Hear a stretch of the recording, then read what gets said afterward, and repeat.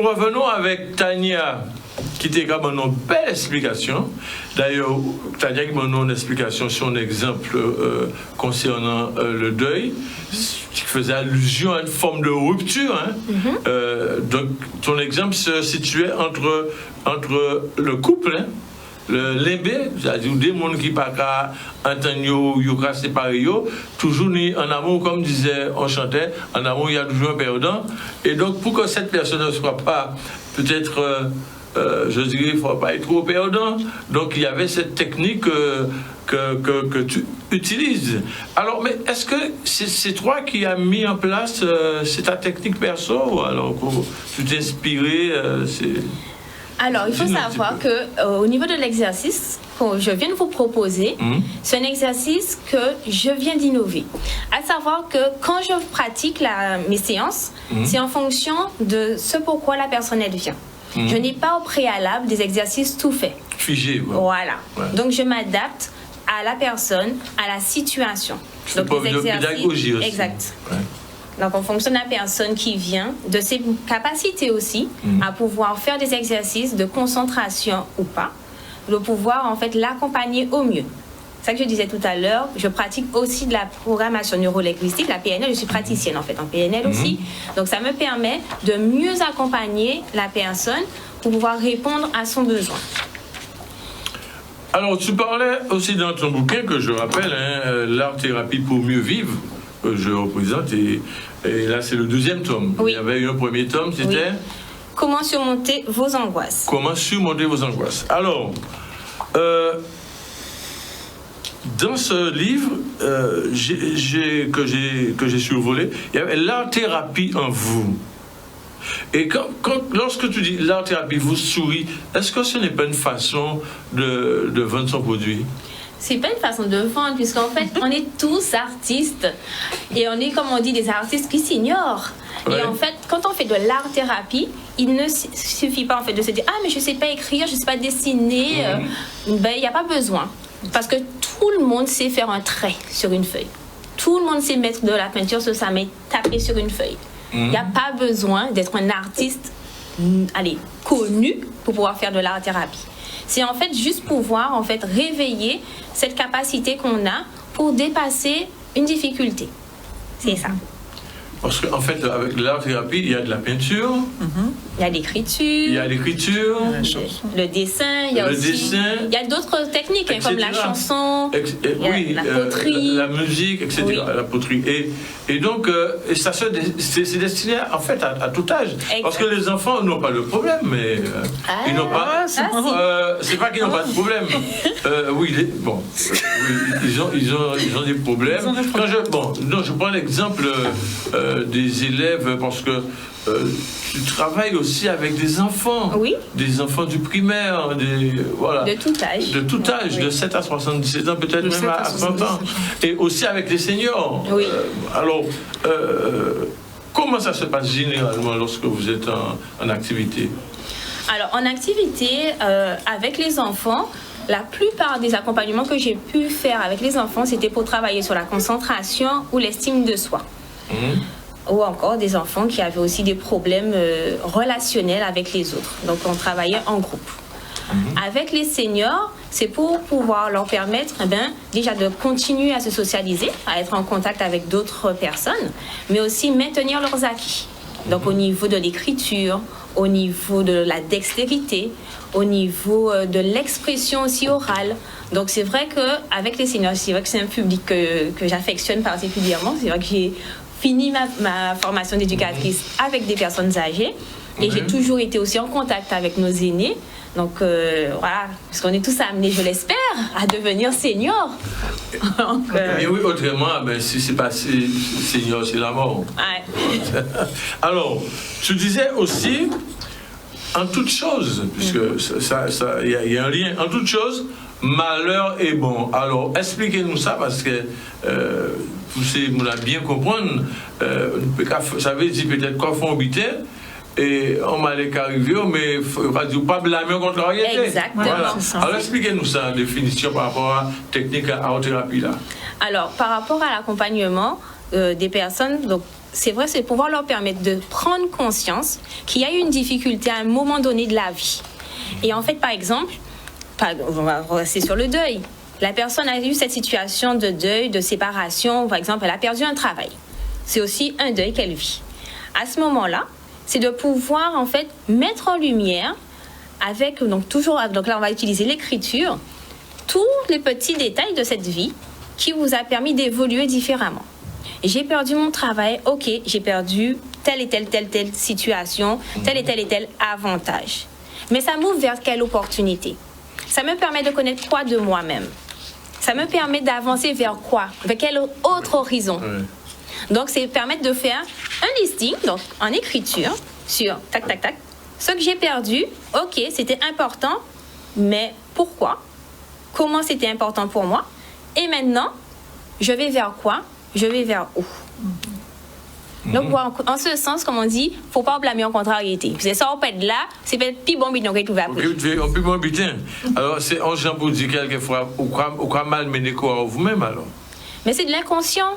Parce que c'est vrai qu'on a tendance à vouloir rester sur nos acquis et se conforter dans notre petit confort du quotidien. Chaque monde qui dit moi, je, et il ne va pas sortir dans ça. Donc après, oui. Donc après, l'on va passer. Alors, il y a une définition, une chose que je souhaite que tu nous expliques avant de revenir avec Marilène. C'est quoi pour toi cette affaire de bonus mandala? En fait, le bonus mandala que je propose dans le livre, c'est de pouvoir permettre à la personne de se lâcher en faisant du coloriage. Donc, ce sont des mandalas qui m'ont été un peu inspirés. Donc, c'est un peu des dessins particuliers. Ta technique? Oui. Ah, mais voilà. C'est ça que je dis quand même. Parce que faut bien savoir que à Betania, c'est un monde qui font un travail et qui a proposé Pépé un bitin de manière à ce que c'est son accompagnement, un accompagnement énorme et qui permet justement tout un chacun de retrouver un peu de sérénité, un peu de paix, un peu de joie de vivre, de rebondir dans la vie. Et ça, qu'il faut nous dire ça aussi. Alors, bonus mandala, vous pouvez définir plus maintenant pour ces téléspectateurs-là? Alors, en fait, Adam, donc partie là, ça, c'est fait un livre là. Donc, à ce livre là, ça, donc du coup, on fait des petits dessins pour permettre aux autres de travailler toujours sur le deuil. Donc, c'est vrai que c'est des dessins qui particuliers, puisque mon chef, c'était Inspiration Canteni. Et à un moment-là, ça permet aux autres de faire ça, en fait, lâcher du point émotionnel, lâcher du point tristesse ou colère à ces dessins-là, ça. Donc, voilà encore. Petit bonus là, ça c'est en plus dans le livre là. Parce que c'est vrai que le livre là, c'est un cahier d'exercice, puisqu'il y a dans un pays écrit. Donc c'est à autres. Yo peut bailler à vie à yo. Alors nous, bien, un petit mot que justement dans le chapitre là, ça, l'étoile du deuil. Donc c'est quoi? C'est son petit lumière qui a sorti en côté, qui a alimenté quoi en fait? Mais en fait, dans les ténèbres, il y a toujours un peu de lumière. C'est comme le yin et le yang. Et quand je parle de l'étoile du deuil, en fait, c'est cette petite lumière, cette petite brillance qui sera toujours là. Quand Yoka dit, il montait un pétail à ciel là, quand on perd quelqu'un. Mais l'étoile, on se dit, oui, ça c'est un peu dans le roi lion. Donc tous les ancêtres là qui sont dans la voie lactée, parce que ce sont des étoiles qui brillent et qui seront toujours là. Et comme on dit, on a aussi toujours notre petite étoile qui brille au milieu de nous. Donc elle est toujours là. Et en cas là, ça naturellement, on croit finir par trouver un petit récompense du genre un petit flair pour souffrance ça? Oui, c'est toujours plaisant de pouvoir relâcher des choses négatives et pouvoir se dire, j'y suis arrivé, j'ai fait la paix avec telle situation, du coup j'ai fait aussi la paix avec moi-même. Alors, moi, quand on sait tout le monde d'approprier au livre là, ça, peut-être c'est aussi les moments, bien que nous revenions avec tout à l'heure, mais c'est peut-être les moments de vraiment porter en appréciation. Alors, tu as dit tome 1 là, et là, c'est tome 2 là. Oui. Donc, alors, déjà pour le deuil, nous avons conseillé le tome 2. Et pour stress là, voilà, les angoisses. Tome 1 là, c'est-à-dire sinon technique aussi de décompression par rapport à tout le stress que tout le monde vit en pays là, ça. Et Dieu seul sait, nous besoin de souplesse, nous besoin lâcher de pression. Quand personne est fait, Aussi, on des cas parler de ça aussi, décompresser. Oui, c'est ça, le mais le rythme, je ne vais pas trouver. Ouais, j'ai mélodie là, mais bon, il était parlé de ça. Et c'était aussi un visionnaire et de l'endroit où il est, nous quoi, oui, en France, pas reconnaître. J'ai dit que mais finalement, c'est la question de toujours. Bien. Alors, Marilyn Agathe, qu'est-ce que ça inspiré tout ça que Tania ici? On est sur la même longueur d'onde.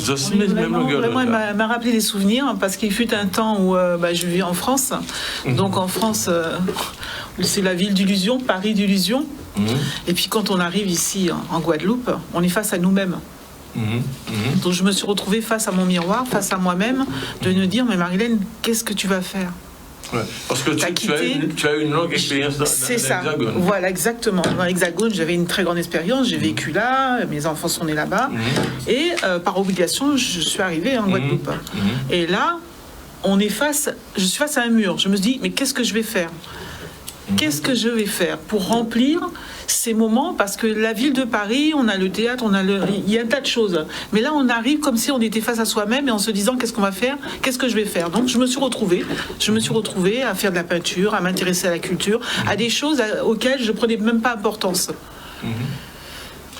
Alors, juste comme nous avons des tableaux dans le studio, sur le plateau, je voudrais souhaiter que tu puisses en fait nous dire un petit mot sur le tableau avec les chiffres. Le tableau avec le chiffre. J'ai cru comprendre. Ouais, mais les chiffres, les chiffres ont de l'importance, mais non, j'aime pas les chiffres. Mais aujourd'hui, le temps, en fait, c'est le temps. C'est une pendule, en fait, avec des chiffres, effectivement, mais qui sont pas à leur place. C'est-à-dire que aujourd'hui, pour moi, le temps, on court après le temps. Est-ce qu'on a le temps de faire ça? Ou est-ce qu'on a le temps de s'asseoir et d'écouter l'autre? Est-ce qu'on veut le faire ou est-ce qu'on veut pas le faire? Est-ce que vraiment, ce temps, on arrive à le saisir aujourd'hui? L'importance du temps. Aujourd'hui. La temporalité. Exactement. L'espace-temps. L'espace-temps, voilà. Exactement. Donc, je vois que... Et c'est ce que tu as voulu exprimer. C'est important aujourd'hui parce qu'on vit dans un monde tellement pressé qu'on ne connaît pas le voisin ni de gauche ni de droite. C'est juste hey, oh, et puis c'est fini. Aujourd'hui, on n'a plus le contact par rapport à cette maladie. Il n'y a plus d'amour, il n'y a plus de bisous, il n'y a plus le contact humain. Le contact. Donc, par rapport à Covid là, mais ça bien sûr, par rapport à Covid là, mais là on est en train de prendre une éducation.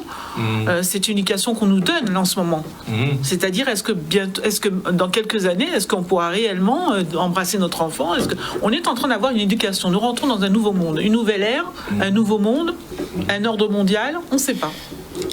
Enfin, l'ordre mondial, le monde qui a parlé de ça, on sait pas. Envie de comprendre. Parce que l'ordre a dit ordre mondial, ça veut dire peut-être on est d'autres butins en Ligue des Arts. C'est le moment pour exprimer ça totalement et parler de ça. Ce que j'ai envie de dire. Parce que, Roland, tu sais quoi? C'est de dire exprimer tout ça qu'il a vu, qu'il a essayé de faire passer des messages de manière à informer la population.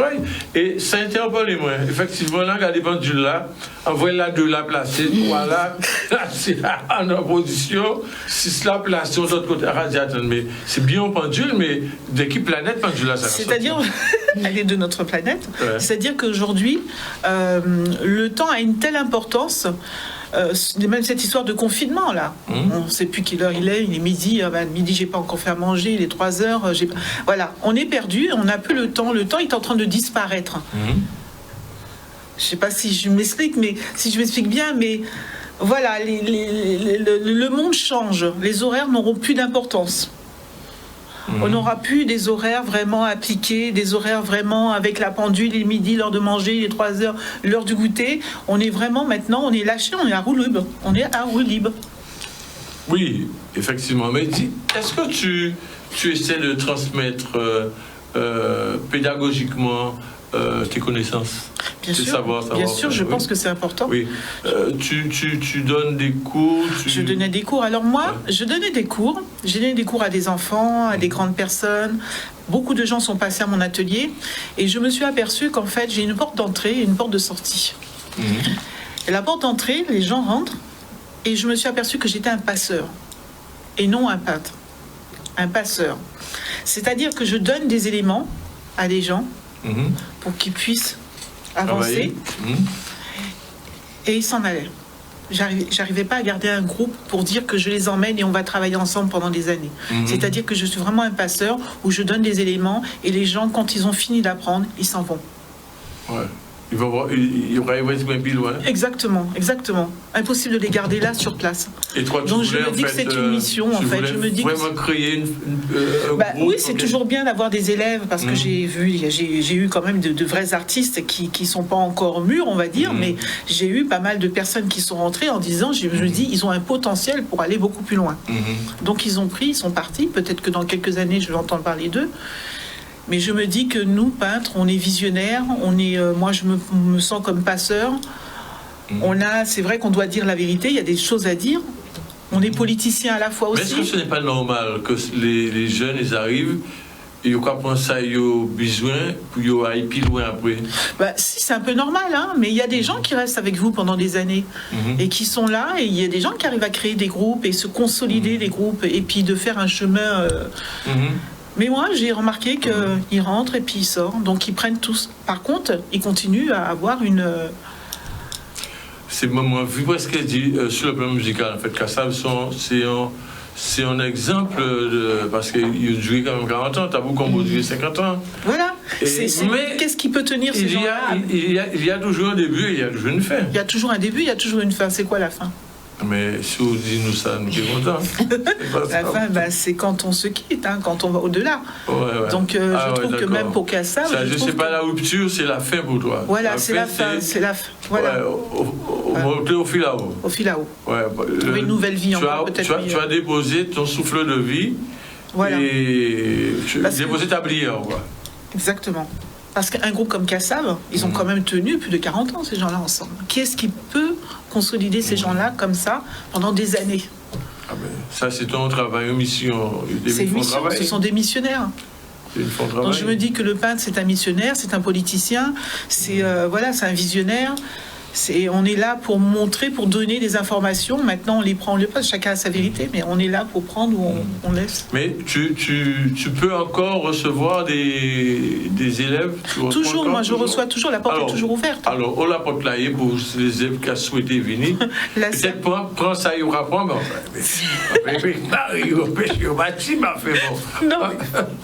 bon, ils viendront et apprendre. Bien sûr, j'ai encore des jeunes, je reçois des jeunes, des parents qui viennent avec des enfants, qui me disent je voudrais faire un cours de thérapie, comme je rejoins beaucoup. Parce que toi aussi tu fais de l'art-thérapie. Voilà, exactement. Donc moi en fait quand l'enfant arrive ou la personne arrive, vous apprenez à dessiner? Non, je n'apprends pas à dessiner. Voilà, on se rejoint là-dessus. Oui. On n'apprend pas à dessiner, on dépose la peinture sur la toile et on part dans tous les sens. On n'est pas là pour apprendre à dessiner. D'accord. Est-ce que... alors, où te joindre comment? Alors, la Serre Mornalo. La Serre Mornalo, il y a un contact... alors, mon numéro, c'est 0690, un numéro de téléphone. Un numéro de portable? Portable. Oui. 36 13 40. 36 13 40. 40. Alors, on a l'habitude de faire ça comme ça, hein? Et c'est mon âge. Ok, j'en ai prends un stylo là. Prends un stylo là pour vous autres joindre Marilène au 0690 36 13 40. Et on va prendre temps, moi, ben, numéro là comme ça, parce que nous, le monde qui parle, ni temps retient. On va dire, ouais, à partir de temps, c'est là.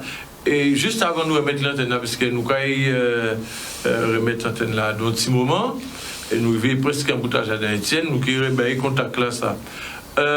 Autre question, Marilène, Tania, est-ce que en tant que des artistes, parce qu'on sait qu'ils sont plasticiennes, à part de ça, non plus qu'on était dans